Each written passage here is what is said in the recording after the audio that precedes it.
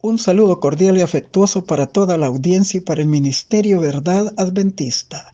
Agradecemos a Dios por el estudio del segundo trimestre, cómo entender las profecías bíblicas, y por el estudio de la lección número 4 programado para el sábado 26 de abril, las naciones, primera parte.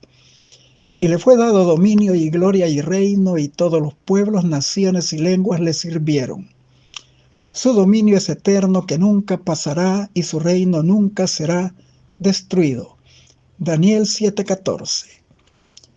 Comenzamos el estudio recordando que los primeros 11 capítulos del libro de Génesis son vitales para la correcta comprensión de las profecías de restauración del planeta Tierra a sus condiciones edénicas originales, tal como se presentan en Apocalipsis. Génesis describe el inicio del conflicto cuando pasó del cielo a la tierra con la caída de Adán y Eva. Y Apocalipsis presenta la conclusión de este conflicto y la restauración de todas las cosas. Por causa del pecado, Adán y Eva perdieron el jardín del Edén y su acceso al árbol de la vida para evitar que se volvieran pecadores inmortales. Génesis 3:22 al 24. Pero en Apocalipsis 22:14 se menciona una promesa de restaurar a los redimidos el acceso al árbol de la vida. La versión Reina Valera de 1960 dice: bienaventurados los que lavan sus ropas para tener derecho al árbol de la vida y entrar por las puertas de la ciudad. Aquí está hablando de los que han sido justificados por la fe en los méritos de Cristo. Pero la versión antigua de 1569 de ese mismo versículo dice: bienaventurados los que guardan sus mandamientos para que su potencia sea en el árbol de la vida y entren por las puertas de la ciudad. La expulsión de Adán y Eva del Edén presentaba un panorama totalmente diferente al que estuvieron acostumbrados mientras fueron leales a Dios. Allá en el huerto tan solo era una labor la que ellos harían, de cuidar y labrar el huerto. Ya tenía árboles, ya tenía todo, pero ahora tendrían que enfrentar un panorama totalmente diferente. La tierra ya estaba afectada por la maldición de Dios a causa del pecado, y su sobrevivencia demandaría el arduo trabajo y el sudor de su frente hasta que volvieran a la tierra, pues polvo eres y al polvo volverás. Génesis 3:16 al 19. La Biblia menciona en Génesis 1:28 y en el Salmo 8 del 4 al 8 de que Dios le dio al hombre el dominio sobre los seres creados, refiriéndose a los animales y a la tierra.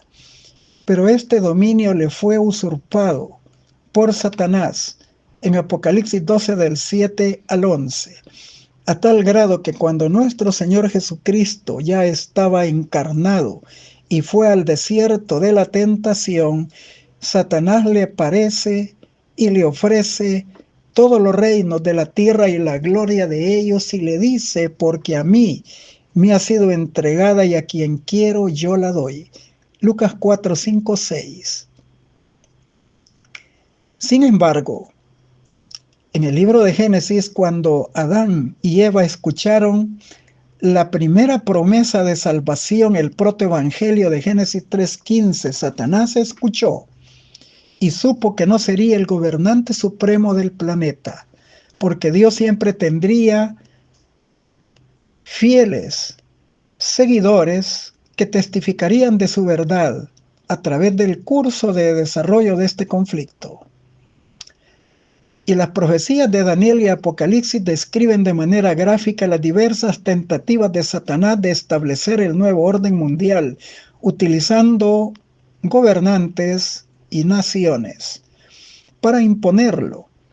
Pero cuando el conflicto llegue a su fin y Dios, por medio de Cristo, establezca el reino de la gloria en la segunda venida, ese reino se volverá un reino eterno y Dios será su soberano. Daniel 7:27.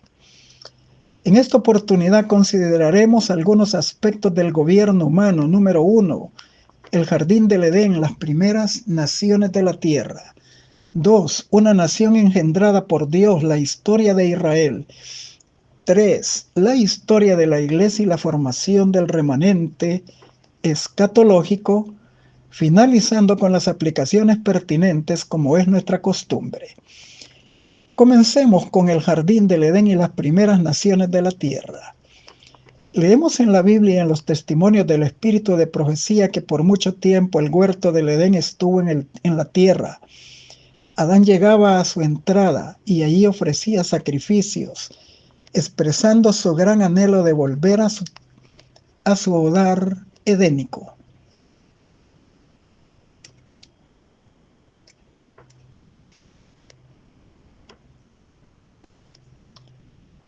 Sin embargo, a causa del diluvio universal, Dios decidió plantar su huerto nuevamente en el paraíso, en el tercer cielo. Apocalipsis 2:7, segunda de Corintios 12 del 1 al 4, y esto también lo encontramos en el libro La Segunda Venida y el Cielo, en la página 128. Dios había dado instrucciones al hombre de que poblara la tierra. No le había prescrito ningún asignamiento en algún punto geográfico específico. Le ordenó que se extendiera sobre la faz de la tierra, Génesis 1:28. Sin embargo, algunos no obedecieron y buscaron otras alternativas. Caín figura como el primer fundador de la ciudad que puso como nombre de su hijo Enoc, Génesis 4:16, 17. Y después del diluvio universal, de la descendencia de Noé, sobresale del linaje de Can, Nimrod, bisnieto de Noé, como el primer fundador de ciudades-estado que más adelante se volvieron imperios terrenales. Génesis 10 del 10 al 12 dice, y fue el comienzo de su reino Babel, Erec, Akkad y Calnea en la tierra de Sinar. De esta tierra salió para Siria y edificó Nínive, Rehobot, Cala y Resén, entre Nínive y Cala, la cual es ciudad grande. Estas formaron la antigua Babilonia imperial. Los calificativos que se describen de Nimrod revelan su carácter y son muy parecidos a los personajes de renombre de la mitología pagana. Se menciona poderoso en la tierra, vigoroso cazador delante de Jehová. Esto lo ubica como el primero en su clase. Génesis 18. Esta palabra, fuerte, en el contexto del pasaje indica que poseía poder político y militar. Había dado inicio a una nueva generación de líderes cuyas intenciones eran ser cada vez más poderosos. Vigoroso cazador, verso 9, tenía poder para conquistar militarmente. De delante de Jehová implica que Nimrod ostentaba una actitud de desafío y rebelión hacia el Señor, y esto se percibe en las intenciones de hacer la Torre de Babel en el capítulo 11 de Génesis. Ellos pretendían llegar a la tierra, de la tierra al cielo, no bajo las condiciones de Dios. La torre misma era un monumento de idolatría.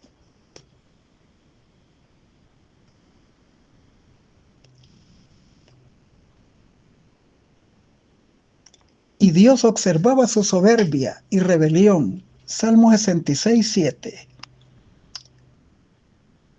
El imperio babilónico surge en una total rebelión a la orden divina de extenderse y poblar la tierra, y se mencionan ya estas cabeceras del reino. En el libro de las dos Babilonias se refieren diversas tradiciones que le atribuyen a Nimrod la fundación de la primera religión del paganismo, que es la astrología, es decir, la adoración de los astros. Ellos justificaban que a la muerte de sus líderes su espíritu se posesionó del sol, de la luna, de las estrellas, del zodíaco, etc. Sin embargo, en Génesis 11 se menciona que Dios frustra los planes de Nimrod y lo fuerza a extenderse sobre la faz de la tierra por la confusión de las lenguas o idiomas. Génesis 10:5, Génesis 11 del 7 al 9.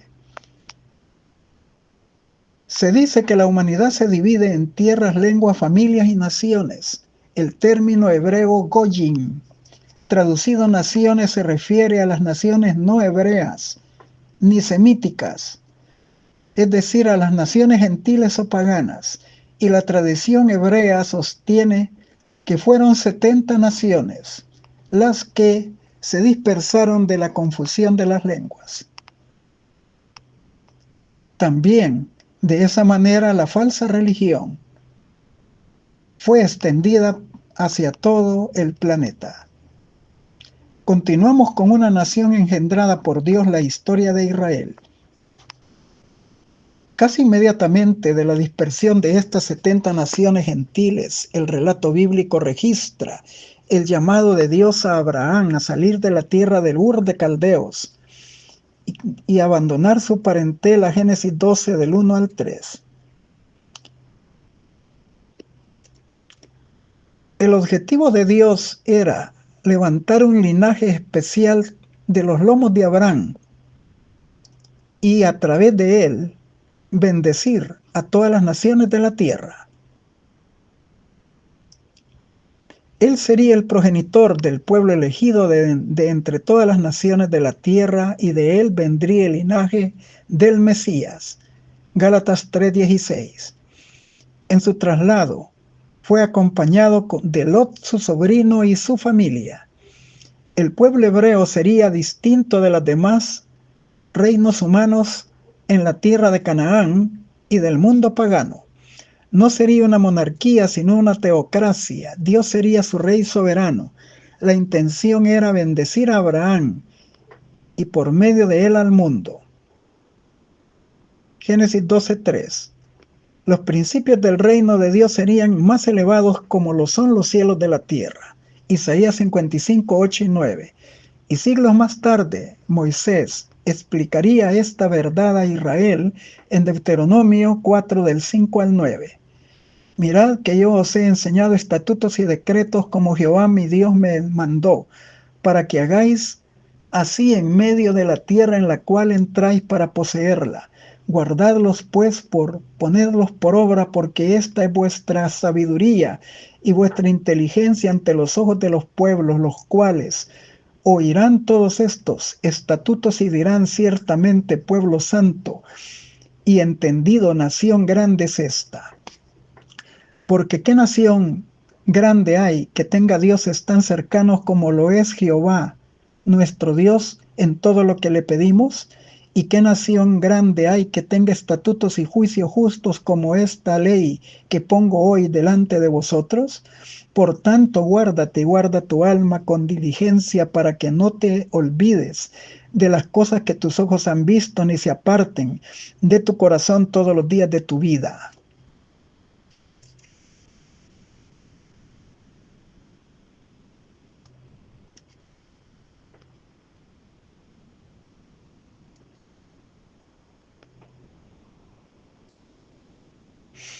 Antes, bien, las enseñarás a tus hijos y a los hijos de tus hijos.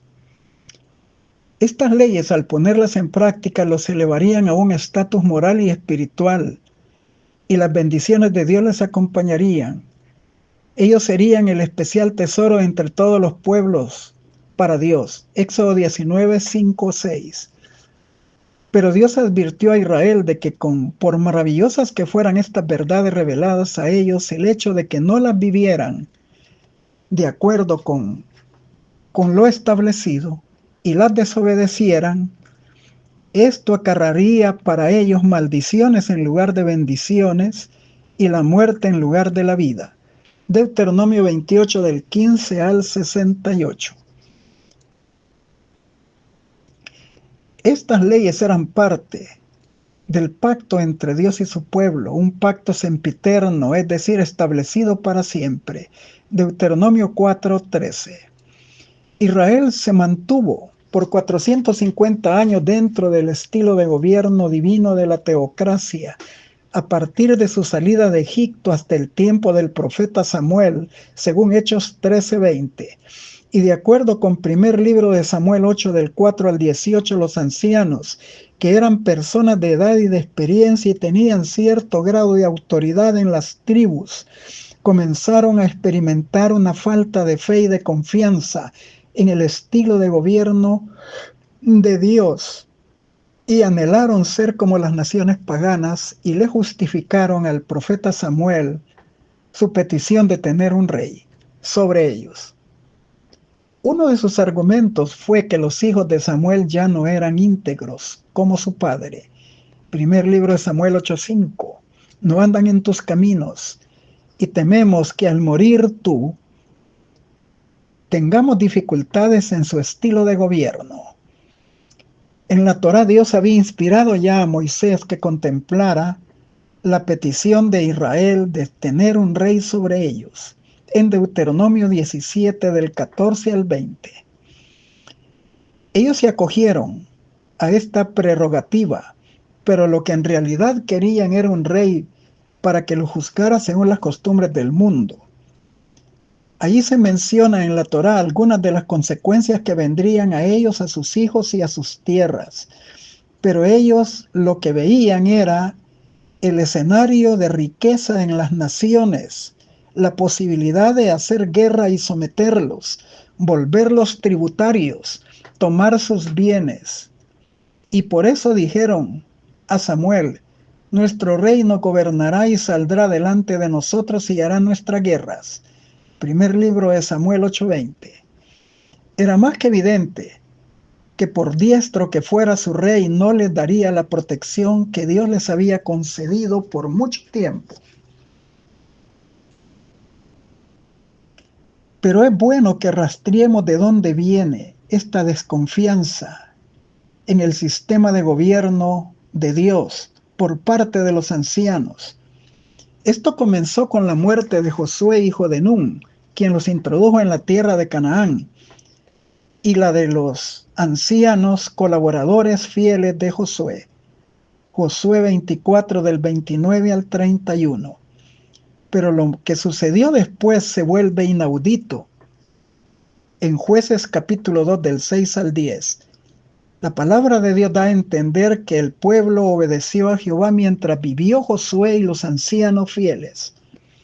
Pero al morir él, se levantó una nueva generación de líderes que no conocieron a Jehová ni la obra que había hecho por Israel, y es evidente que ellos ya no miraban las cosas en la cosmovisión de Dios, sino conforme al mundo. Samuel se incomodó al escuchar la petición del rey, pero Dios le dijo que a quien estaban rechazando en realidad era a Dios como líder supremo. Primer libro de Samuel 8:7. Las advertencias fueron dichas por Samuel. Así hará el rey, que reine sobre vosotros. Reclutará a tus hijos y a ti. Te confiscará tus tierras en pago de impuestos. Hará muchos males. Ellos descubrirían que los poderosos tienden a gobernar para sus propios beneficios, no con benevolencia como Dios. El nuevo arreglo sería permanente y no habría marcha atrás. Y añade: en ese día clamarás a mí a causa del rey que habías elegido, pero el Señor no os oirá. Primer libro de Samuel 8:18. El Señor seguiría manteniendo firme su plan de redención a través de los servicios del santuario terrenal, en los sacrificios y ofrendas por el pecado. Seguiría hablándoles por medio de los profetas, pero todo esto no evitaría el registro sagrado de todas las abominaciones que cometerían sus reyes delante de Dios, ya que salvo raras excepciones la mayoría hizo lo malo delante de Dios, Primer libro de Reyes 11:6, 15:26, 16:30, Segundo de Reyes 3:2, etc. Hoy como ayer, todos los gobiernos humanos son el despliegue de un común denominador. Sus dirigentes son pecadores gobernando a otros pecadores. Y si le sumamos a esto la falta del temor de Dios, las cosas resultan peor. Ya hemos estudiado lo que sucedió con el reino de Salomón al pretender la expansión de sus dominios territoriales, que lo llevó a contraer matrimonios mixtos con los reyes de las naciones y sus hijas, y lo cual abrió la puerta para que él incurriera en la idolatría y la oficializara dentro del pueblo de Israel, y ya no representó dignamente los principios de la justicia divina. El culto del dios Quemos lo llevó a sacrificar a sus hijos a Israel. La práctica de pasar a sus hijos por fuego era una de las abominaciones por las cuales Dios expulsó a los cananeos de su tierra, que posteriormente entregó a Israel en Deuteronomio 18 del 10 al 12. Como consecuencia de estas abominaciones, la protección divina les abandonó y llegaron los asirios y acabaron con el reino de las 10 tribus del norte. Y Babilonia llevó cautivo al reino de Judá. Dios esperaba hacerlos corregir su mal camino.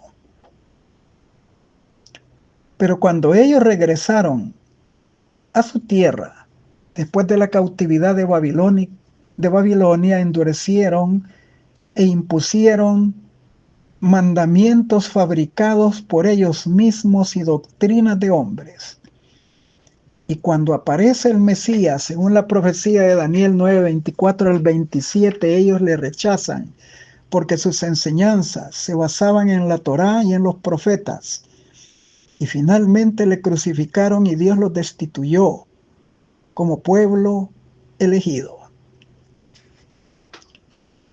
Jesús fundó una iglesia, la Iglesia Cristiana Apostólica. Dio claras instrucciones sobre el gobierno eclesiástico agradable a la vista de Dios. Entre ellas, los dirigentes no debían actuar de la manera del precepto o ejemplo de los gobernantes impíos.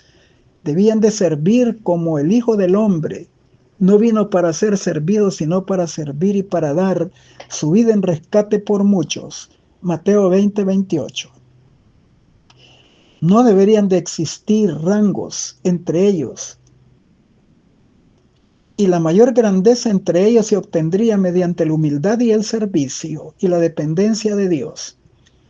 Su gobierno no debía ser jerárquico ni dictatorial. Las cualidades, dones, talentos nunca debían de haber sido empleados como medio para dominar a los demás, sino constituirse en líderes, servidores e imitadores de Cristo.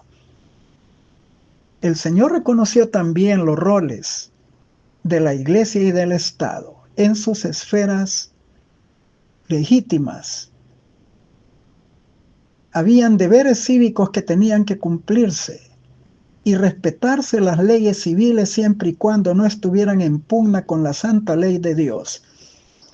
Pero debían rechazar la unión entre la Iglesia y el Estado, porque esta unión es un adulterio espiritual. Mateo 22, 21, Santiago 4, 4, Hechos 5, 29.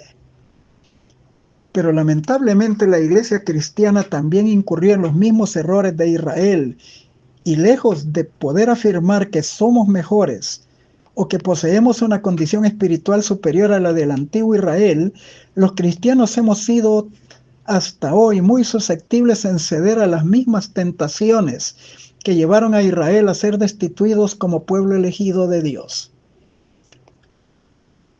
Podemos ver un ejemplo típico en el mensaje de Cristo a la iglesia de Pérgamo, en el capítulo 2 de Apocalipsis, en el versículo 13. Pérgamo se traduce a altura o elevación. Ilustra la iglesia cristiana en el siglo IV, cuando buscó el reconocimiento del Imperio Romano. en la época de la conversión del emperador Constantino el Grande al cristianismo, cuando éste dio el edicto de Milán, un edicto de tolerancia que prohibía la persecución de los cristianos, pero ahora los cristianos buscaron las ventajas del apoyo del emperador para sus propios beneficios. Apocalipsis 2:13 dice: yo conozco tus obras y donde moras, donde está el trono de Satanás, pero retienes mi nombre y no has negado mi fe. En esta época siempre habían fieles creyentes, pero también la cizaña estaba bien enraizada, a tal grado que se adoptaron medidas de transigencia que neutralizaron la pureza de la sencillez del Evangelio para cumplir sus propósitos. Aceptaron la injerencia del Estado, ya que según la costumbre del Imperio Romano, el emperador tenía la función de sumo sacerdote de los ritos romanos, además de poseer la autoridad civil como César, emperador.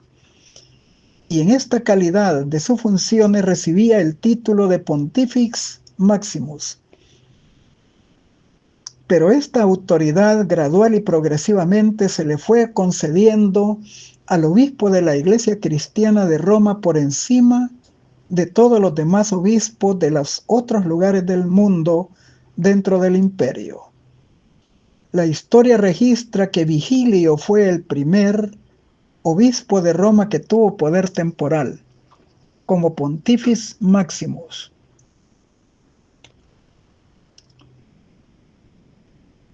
Y una vez que el poder del Estado estuvo al servicio de la Iglesia, las cosas fueron de mal en peor. Se registran los capítulos más oscuros del cristianismo en la Edad Media, donde millones de creyentes fueron martirizados bajo cargo de herejía y eran vistos como una amenaza para el imperio, para la Iglesia y el Estado, para el sistema ya fundado posteriormente como el sistema del papado. Las profecías de Daniel 7:25 y de Apocalipsis 13 del 5 al 7 aportan con su simbología los términos de cuerno pequeño y bestia que sale del mar, respectivamente. Esta bestia que sale del mar fusiona todas las características de Daniel 7 en sus imperios mundiales, pero es en sí un sistema mixto, político-religioso, que gozó de supremacía hegemónica temporal en el Viejo Mundo por 1260 años, desde el año 538 hasta el año de 1798, cuando al final de ese período la Revolución Francesa, liderada por Napoleón Bonaparte, envía al general Luis Alexandre Berthier para que llevara al exilio a Pío VI, el papa de turno.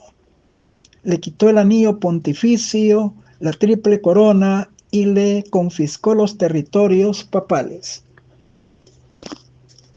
En estas condiciones, el sistema papal ha sido impedido para desarrollar lo que lo tipificaba como un poder intolerante y perseguidor del pueblo de Dios, que violaba los derechos de la libertad religiosa, los derechos de conciencia en términos de adorar a Dios.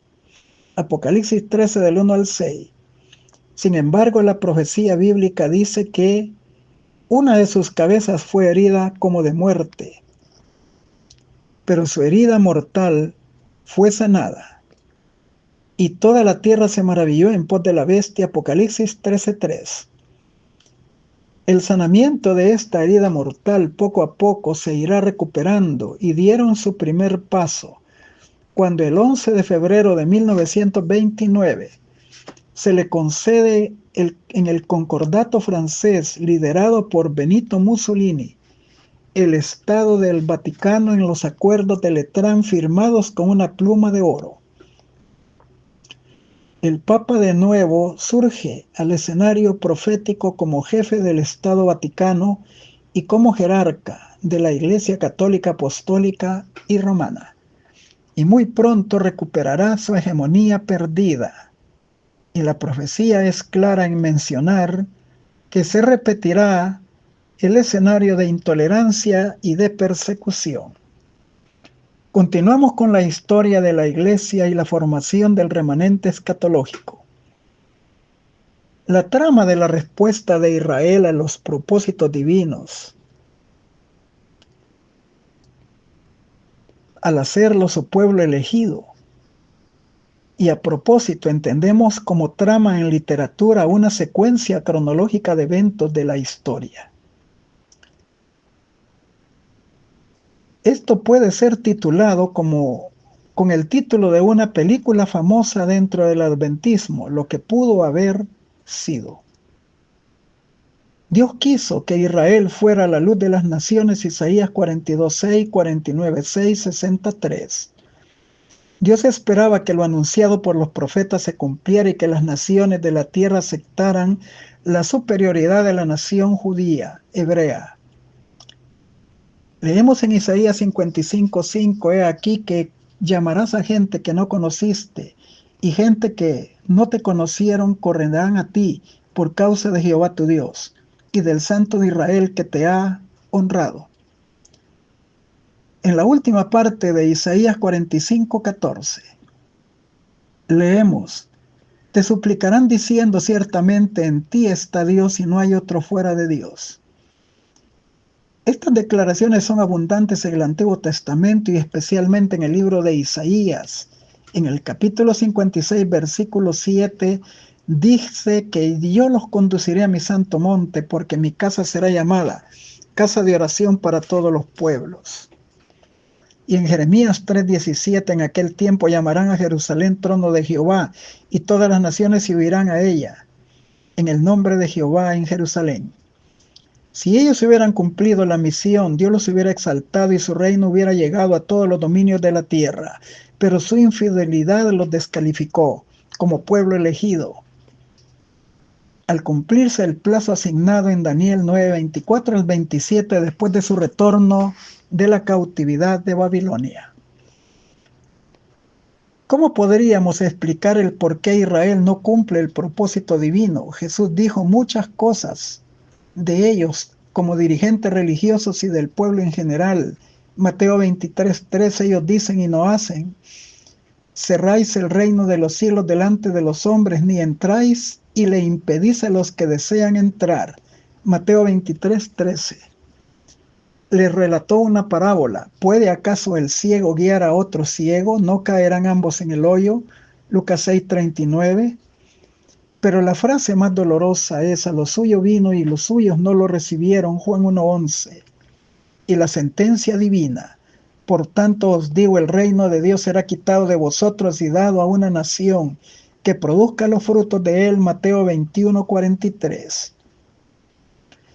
El testimonio intachable de fe y de obediencia de los siervos de Dios siempre ha condenado al mundo pecador. Eso ocurrió con Noé en Hebreos 11:7. Por su fe condenó al mundo antidiluviano. Pero estas palabras que se aplican benéficamente a los siervos fieles de Dios también se aplicaron al pueblo mismo de Israel, porque el testimonio de vida intachable de Jesús, que fue obediente hasta la muerte y muerte de cruz, condenó al pueblo de Israel en su impiedad e injusticia.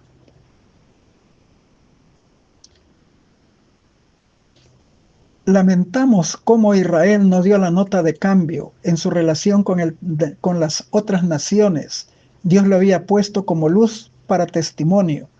El propósito divino no se cumplió. Y lo mismo ocurrió con la iglesia. Y en el tiempo del fin, el Señor mismo ha constituido las características de un remanente escatológico fiel. Apocalipsis 14:12. Los que guardan los mandamientos de Dios y tienen la fe de Jesús. Estos predican el evangelio eterno en el contexto del triple mensaje angélico, que es la última advertencia de Dios al mundo en Apocalipsis 14, del 6 al 13, antes de que se cierre el tiempo de la gracia y caigan los juicios de las 7 plagas postreras. Parte de ese mensaje es hacer un llamado solemne y especial para todas aquellas personas sinceras que se encuentran dentro del sistema falso religioso denominado Babilonia la Grande. El mensaje de Apocalipsis 18:4 dice: salid de ella, pueblo mío, para que no seáis partícipe de sus pecados ni recibáis parte de sus plagas. El impacto del cumplimiento de esta profecía en Apocalipsis 18:1 será tal cuando el Espíritu Santo descienda con poder sobre este remanente escatológico y ellos prediquen con la unción de Dios la advertencia triple de los tres ángeles. Toda la tierra, dice Apocalipsis 18:1, será alumbrada con la gloria de Dios. No habrá nadie que quede sin ser amonestado. Todos podrán decidir hacer la voluntad de Dios o rechazarla. De esta manera se preparará al mundo para el cierre del tiempo de la gracia y también para la segunda venida de Cristo. El pueblo remanente debe de tomar muy en cuenta esto y ser reconocido en las buenas y en las malas, en tiempo de paz y en tiempo de persecución y angustia, como el pueblo que guarda los mandamientos de Dios y la fe de Jesús. Aclaramos algo muy importante. El pueblo judío se quedó únicamente con los mandamientos de Dios y rechazaron a Jesús como su Mesías. El mundo cristiano, por su parte, se quedó con Cristo, pero está pisoteando los mandamientos del Decálogo, ya que pecado es la infracción de la ley, primera de Juan 3:4. Pero el remanente escatológico tiene las dos características. Además de obedecer por la fe en Cristo los 10 mandamientos, tiene la fe de Jesús.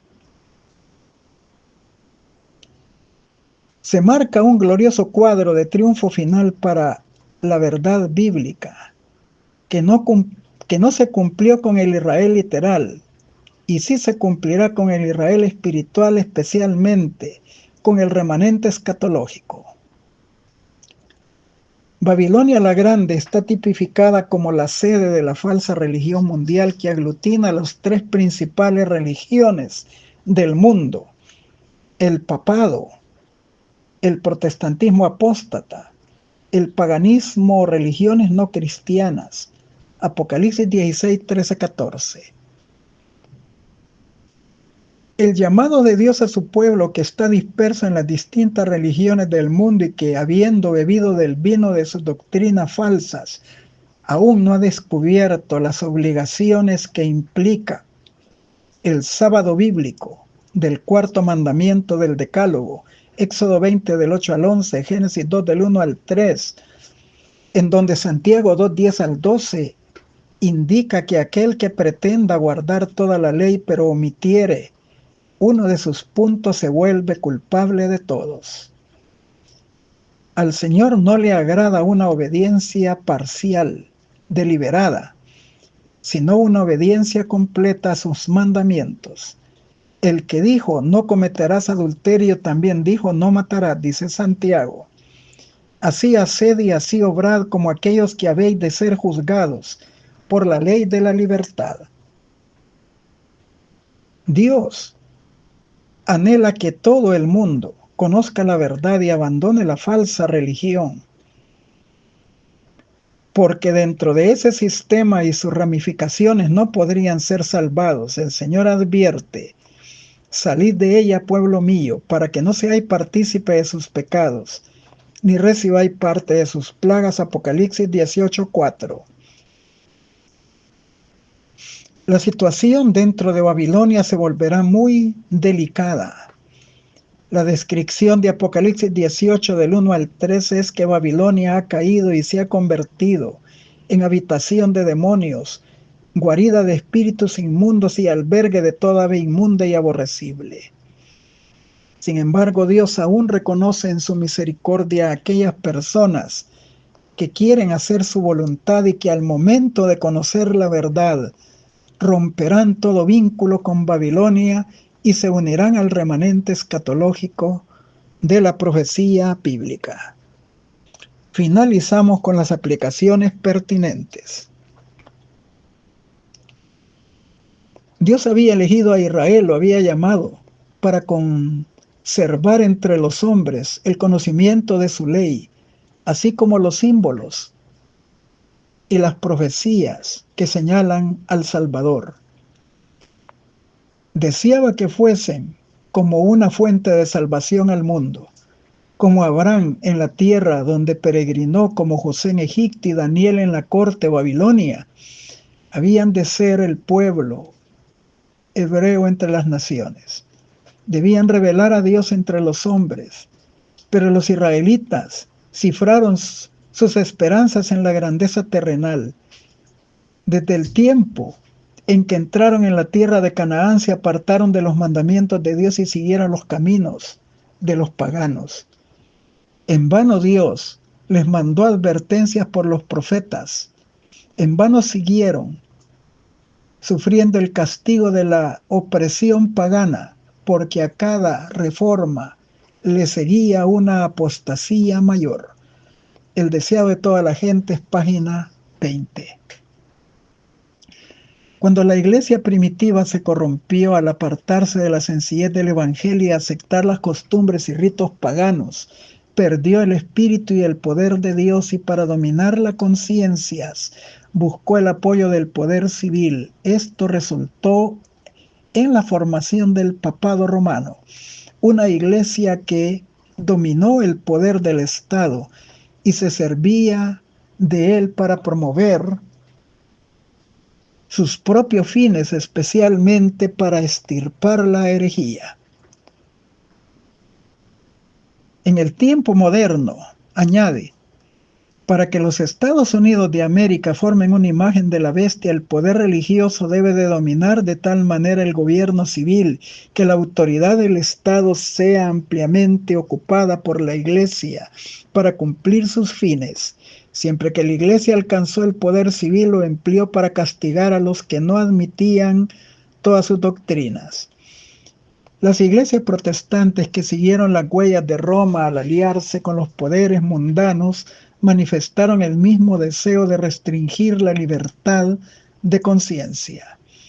Fue la apostasía lo que indujo a la iglesia primitiva a buscar la ayuda del gobierno civil, y esto preparó el camino del desarrollo del papado romano,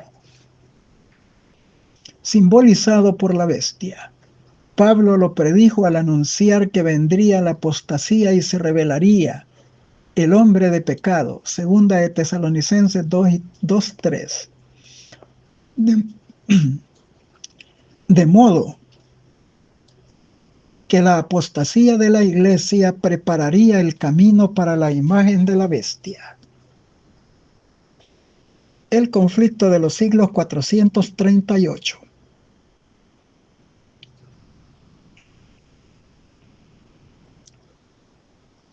Los reyes, los príncipes y gobernantes se han puesto el rótulo del anticristo y se lo representa mediante el dragón que hará guerra a los santos, los que guardan los mandamientos de Dios y tienen la fe de Jesús. Iglesia Remanente, página 52. En asuntos de conciencia, el alma debe de ser dejada libre. Nadie puede dominar la mente de otro, ni juzgar por otro, o prescribir su deber a otro. Dios ha dado a cada alma la libertad de pensar y seguir sus propias convicciones, de manera que cada uno dará a Dios razón de sí. Romanos 14:12. Nadie tiene el derecho de fundir su propia individualidad en la de otro. En los asuntos donde hay principios en juego, cada uno se asegura en su propio ánimo. En el reino de Cristo no hay opresión señorial ni imposición de costumbres. Los ángeles del cielo no vienen a la tierra para mandar y exigir homenaje, sino son mensajeros de misericordia para cooperar con los hombres en la elevación de la humanidad. El deseo de toda la gente es 505, mente, carácter y personalidad, tomo 2, 348. Y añade, las mentes de los hombres no han de ser manipuladas, ni presionadas, ni dirigidas por manos humanas. Manuscrito 43 de 1895, Mente, Carácter y Personalidad, tomo 2, 348.